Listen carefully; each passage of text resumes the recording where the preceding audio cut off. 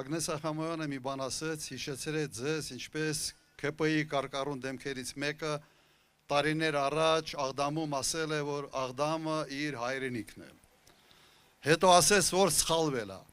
Ժորժ ջան, չի սխալվել, ինքը ճիշտ է ասել։ Աղդամը այդ մարդու հայրենիքն է եւ պետք է համախմբված ուղարկենք իրեն հայրենիքը։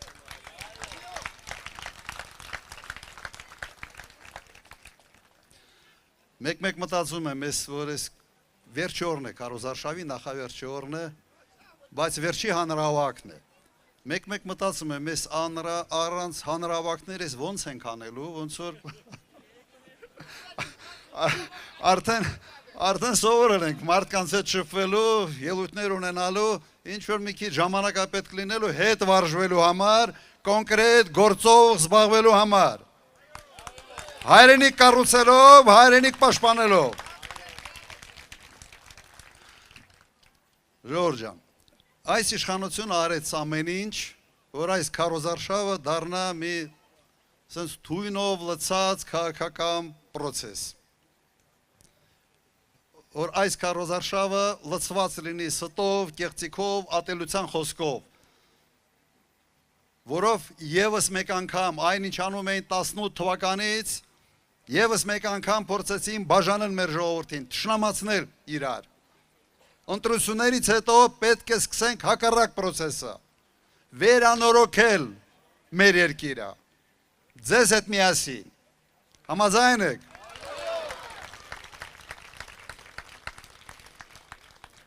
Բայց գիտեք, իրենք սրանով չեն բավարարվում։ Երկիրը թունավորելով, երկրի վրա թույն շնչելով չեն բավարարվում։ Իրենք արել են շատ ավելի վտանգավոր մի բան։ Իրենք մեզ տեղադրել են Եվրոմիություն, Ռուսաստան հակազդեցության կենտրոնում։ Սա այն է, ինչի մասին ես առնվազն մի քանի ամիս առաջ եւ մի քանի անգամ տարբեր մամուլի ասուլիսների ժամանակ զգուշացնում էի, որ դա լավ տեղ չի։ Փոքր երկրի համար բարդ տարածաշրջանով։ Իրենք մի ճակատագիր են ընտրել Հայաստանի համար, որը շատ նման է Ուկրաինայի ճակատագրին, որը շատ նման է Վրաստանի Սահակաշվիլի ժամանակների ճակատագրին։ Մեզ դա պետք չի եւ մենք դա մերժում ենք։ Մի շատ պարզ, ինչին է Հայաստանի սա պետք։ Կարող է որևէ մեկը ողջամիտ մի բացատրություն տա, չի կարող։ Եվ այդ քայլի արդյունքները մենք արդեն տեսնում ենք։ Գիտեք այսօր ինչ հարաբերություններ են Եվրոմիություն, Ռուսաստան, թշնամացած, գրեթե պատերազմի մեջ Ուկրաինայի տարածքում։ Եվ հիմա Հայաստանի տարածքում ինադու մեկը մեկին քայլեր են ձեռնարկում մեր տարածքում, խաղալով մեր ժողովրդի ճակատագրով։ Մենք դա մերժում ենք։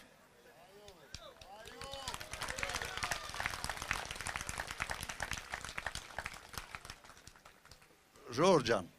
այն ինչ արվում է այսօր այս իշխանության կողմից, ուղղակի Հայաստանի գյուղատնտեսության ոչնչացումն է լինելու։ Տասնյակ հազարավոր, եթե ոչ 100 հազարավոր մարդիկ դրանից տուժելու են։ Ինչի համար, որ Նիկոլա Աթոռը պահի, իսկապես համարժեք, այսպես ասենք, բաներ են։ Թույլ չենք տա, թույլ չենք տա։ Արդեն Ռուսաստանը հնչեցնում է, որ եթե գնում եք Եվրոմիություն, գազի գինը եռապատկվելու է։ Մենք պատրաստ ենք գազի համար, կրկնակի, եռակի ավել, փող տալ, միայն նրա համար, որ Նիկոլը նստած մնա այդ աթոռին, ոչ, ոչ եւ ոչ։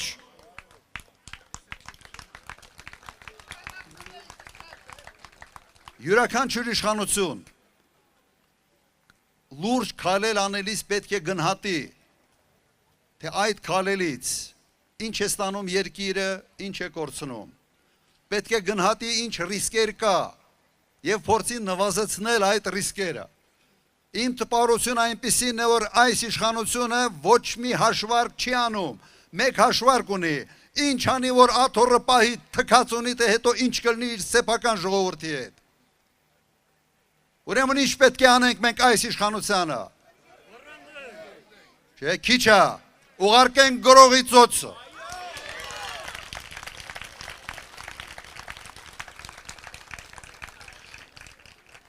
Նայեք, գոնե հարևանից սովորի, Վրաստանից։ Նրանք էլ Սաակաշվիլու քաղաքականության դառնությունը տեսնելուց հետո վերջերս երևի գիտեք այդ հանգամանքը ինչպես էին փորձում իրենց հրահրել եւ երկրորդ ճակատ բացել Ռուսաստանի դեմ։ Մերժեցին իրենք, հավասարաչռված քաղաքականություն ընտրեցին եւ ըստ էության փրկեցին երկրորդ խնդրից։ Գոնե քո հարևանիդ գործնեության նայ սովորի, նրանք սովորել են սեփական փորձից, դու սեփական փորձի վրա էլ չես կարող սովորել։ Արկածախնդրության քաղաքականության պատճառով հանձնեց Արցախը, հետո ասում սխալվել եմ, հետո որ մի մարդ միտես սխալումա բռնում դատում են, քո սխալը քո վրա ինչ անդրադարձ է ունեցել, կարող ես ասել, զրո անդրադարձ, հակառակը իր կայֆերի մեջ, համեմատեք, լրագրողներ կան նաև այստեղ, թե ինչ ծախսեր էին արվում Հայաստանի առաջնորդների այդ եւ աշխատանքի հետ կապված աշխատանքի ապահովման, կենսաղի ապահովման այդ դաչաներ կոչեցյալը,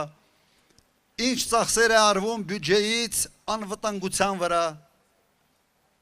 անգամներով շատ, առնվազն 5 անգամ շատ, քան եղել են նախագահների նկատմամբ։ Նիկոլ Փաշինյանը, ինչի համար, ինչ ես արել, ինչ ես բերել Հայաստան, որ ծախսերը քո համար, քո կայֆերի համար, քո անվտանգության համար 5 պատիկ ավելացրել ես, ով ես դու։ Ես կարող եմ նաև ասել, մի բան կա, որ ինքը շատ լավ է անում, իսկապես շատ լավ է անում, բացի ստից, կեղծիքից, Ժորժ ջան, ես 2 թիվ բերեմ, դուք միանգամից կկրահեք, թե ինչն է Նիկոլ Փաշինյանը անում փայլուն։ Իմ նախագահության ժամանակահատվածում, օրինակ 2007 թիվ ամբողջ տուգանքների եկած եկամուտը բյուջեն եղել է մոտ 3.5 միլիարդ դրամ։ Հիմա ասեք, Նիկոլ Փաշինյանի ժամանակ քանի միլիարդ դրամ են տուգանվել մեր ժողովուրդը, քանի միլիարդ դրամով 28 միլիարդ դրամ ժողովրդին սարքել են տուգանքի մատերիալ, քանի անգամ ավել,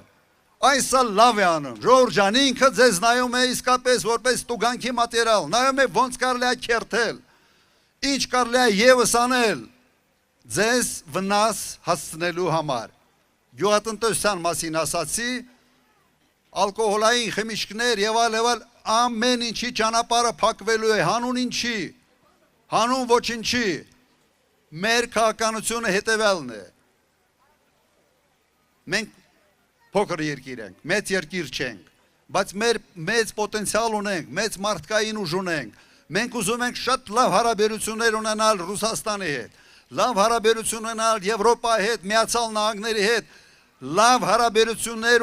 ունենալու համար իրենց արանքը մի մխրճվի, շատ է վտանգավոր, համամիտ եք Ժողովուրդ ջան։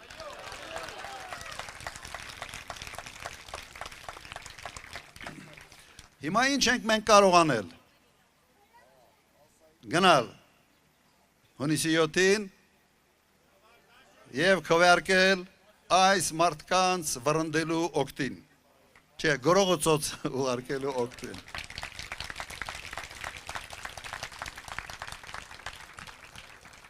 Մենք ունենք մեկ պրոբլեմ Հայաստանում, այդ պրոբլեմը ունի անուն, ունի ազգանուն, և այդ անուն ազգանունը,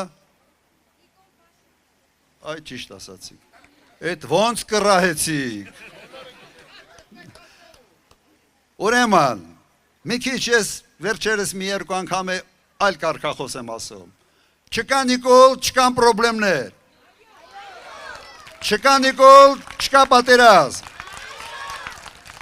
չկա Նիկոլ, չկա ճգնաժամ, չկա Նիկոլ, չկա սուտ, չկա Նիկոլ, կա Հայաստան։ Ուրեմն, հունիսի 7-ին համար 17, հունիսի 7, համար 17, ապրես, ուրեմն, մենք ընտրում ենք Հայաստանը, մենք ընտրում ենք Հայաստանը, և ում հայրենիք աղդամն է, թողնա, հերու, ինչքան հերու ենքան լավ,